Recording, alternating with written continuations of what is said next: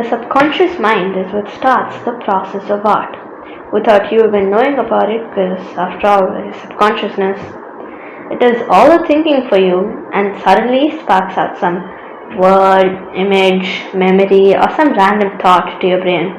That makes no sense when it strikes you, but upon thinking, it makes you realize it's such a good idea that you just can't give up on it.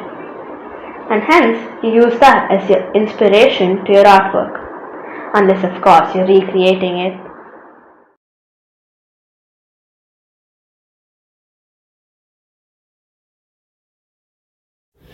I have no established process to create art because I do not practice it regularly.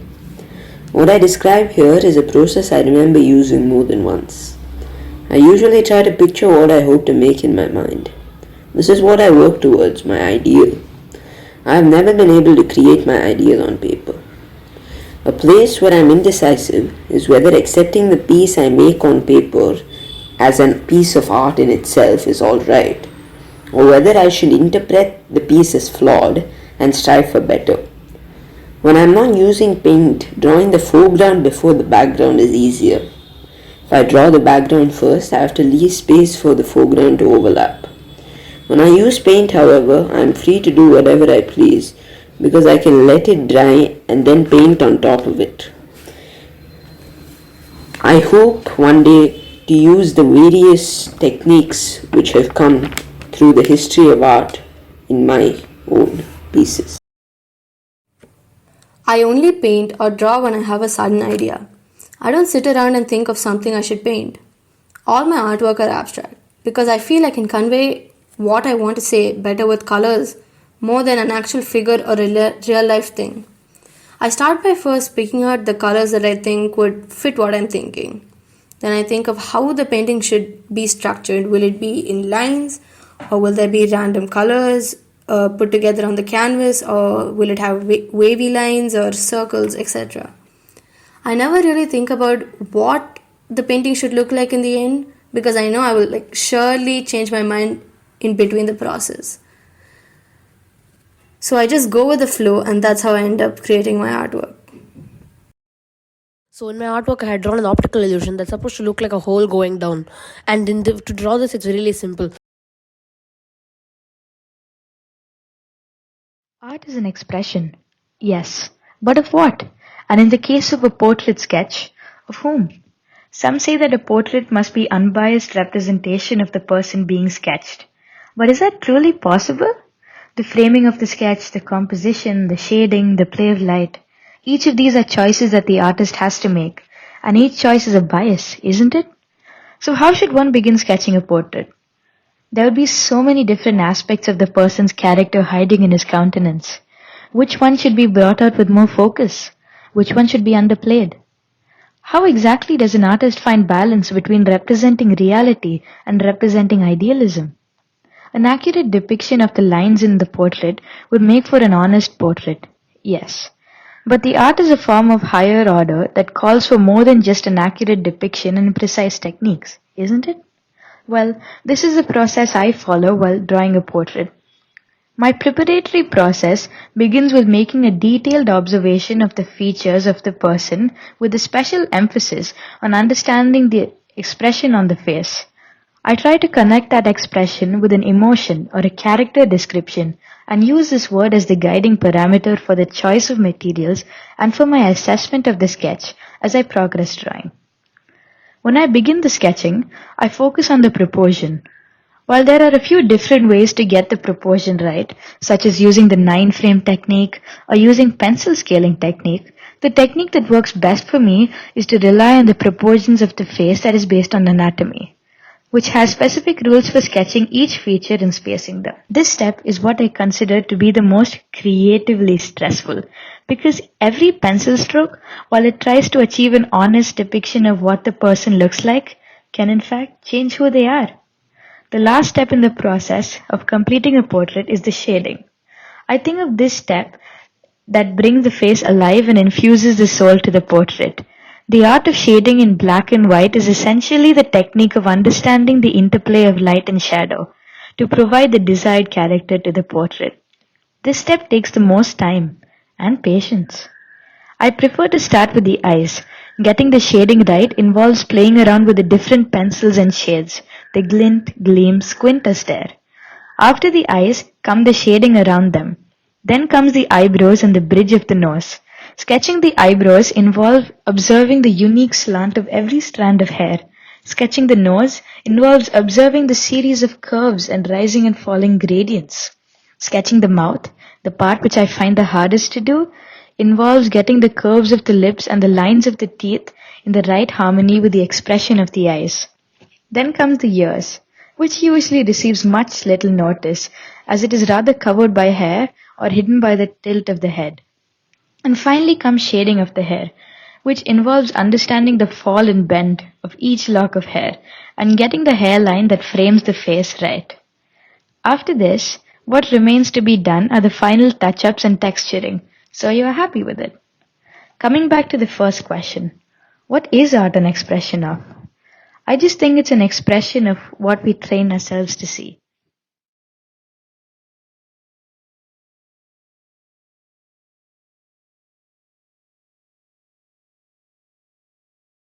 I decided to do this painting because I used to live in a house like this with beautiful nature. The Two Faces. My painting is about two unknown faces who don't belong to the earth and have no escape. This type of colorful painting idea was in my mind for a while, so I thought, why not give it a try?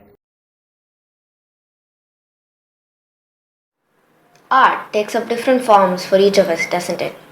Be it a stress buster, communication channel, an inspiring message for you to get out there and do something, or just another picture for you to dust. They're part of all our lives, like it or not. Creating a piece of art is certainly a fun process. It all starts with a spark, or as depicted in cartoons, a light bulb.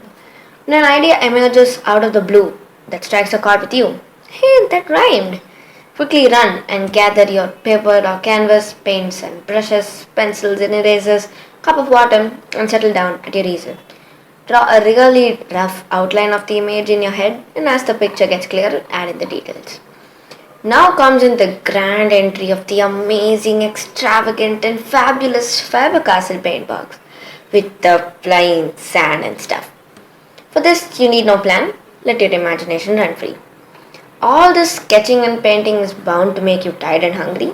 So take a break, have some chocolate, watch your favorite reality show, have a good giggle, and return back to your painting. Might find some places looking too free, too crowded, etc. It's a good time to correct it since you're taking a break and are having a fresh look at the canvas. After you feel you're done with the painting, get up and walk away from the easel to get a view of the painting from afar. This will help you find out if that tree on the left side is too big or that cute little bunny's eyes is too round. Similar judgments. After you experience that satisfaction of, yeah, that looks pretty good, allow it to dry, and then post them all over your Instagram page. No, that's not the purpose. So you can dust it after a week? No, not that either. Yes. So you can brag to your friends and family about being the new Leonardo da Vinci. That sounds quite right. For me, art is more doing and feeling than planning or thinking, and it comes out okay. I first come up with a picture in my mind, but after that, I just draw, possibly listening to music at the same time. I just let my hand and my mind work as one, not caring too much about the result.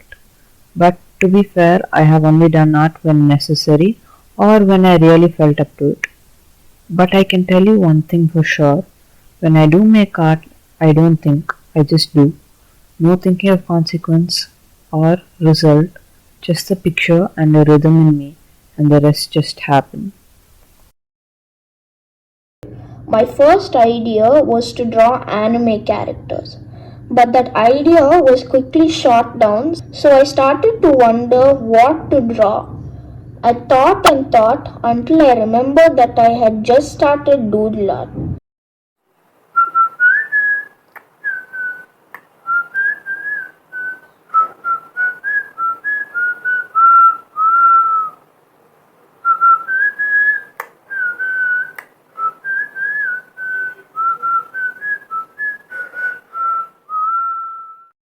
made a model of my Beagle Bruno.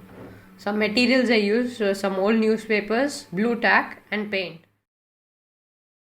My drawing came from the book BFG. I read it at school and I got reminded of this girl sitting under the tushki tree under the star. So I thought I'd draw a picture of her. I didn't color it because if I had colored it, it would have not looked good. So I did a pencil sketch with shading and all that. I feel it looks better this way. I'm going to talk about my next piece of artwork. It's an origami scorpion. This is a scorpion created by an origami artist, Robert Lang. He's a well-known artist for origami. I attempted it 5 times and it didn't work out. This is I think the 6th time I did it and I got it properly. I would like to talk about creating a painting. To begin with, we need the accessories like pens, brush pens, pencils, color pencils, paint, palette and paper or canvas. Decide what you are going to paint, and if it's a scenery, picture yourself in the place that you're thinking of. Start painting. Draw the basic outline and paint the background. Get into some details one by one and then check for errors. And give the finishing touch by highlighting the important features. Leave it to dry for some time. Sit back and admire your work.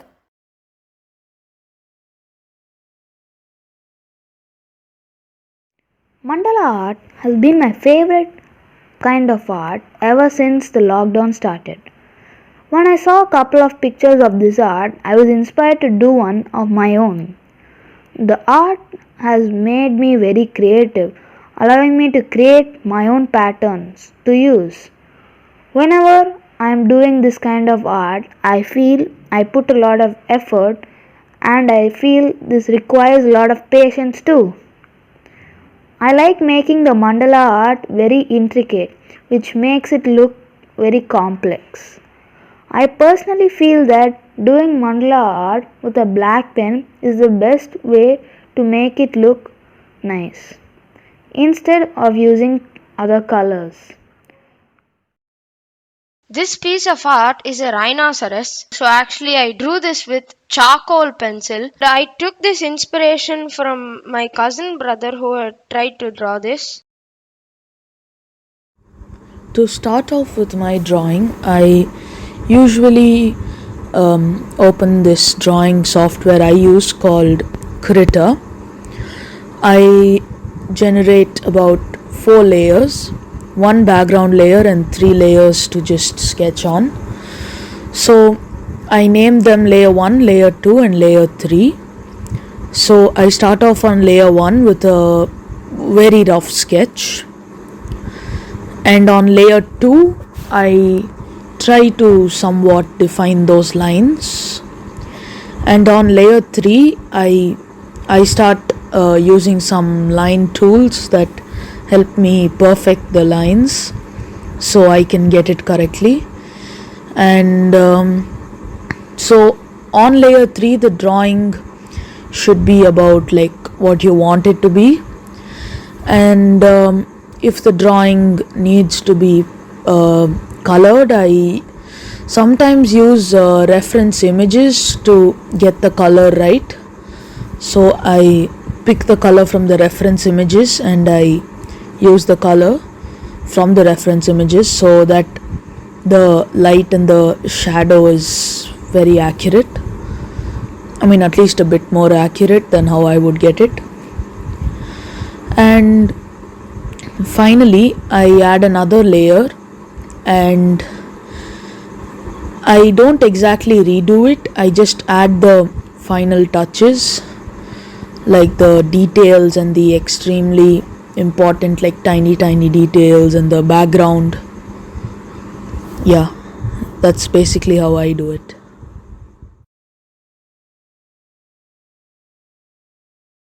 I have seen a lot of art around me, in the people and the internet. I guess I can say from the hundreds of artworks I've seen, it all starts from an idea, something that's original, something personal, and it's up to the artist on how they want the world to see it. A splash of paint or some rhythm and tunes, maybe hands dark with charcoal, and sometimes just crayons will do. Not everybody needs a canvas. Every so often, a piece of ruled paper, torn from a notebook old with time, does just fine. Art is just a piece of the mind that can feed your eyes, nourish your soul, dance to the music, and twist into poems. From roadside performers to splashes of paint on an empty canvas, art really is everywhere. I usually do art when I am bored, or I do it when that one day I feel, oh, okay, let's paint something. So I take my everything I need, my brushes and paint and everything, and I just sit to do work. And I also do it sometimes when I want a break from everything.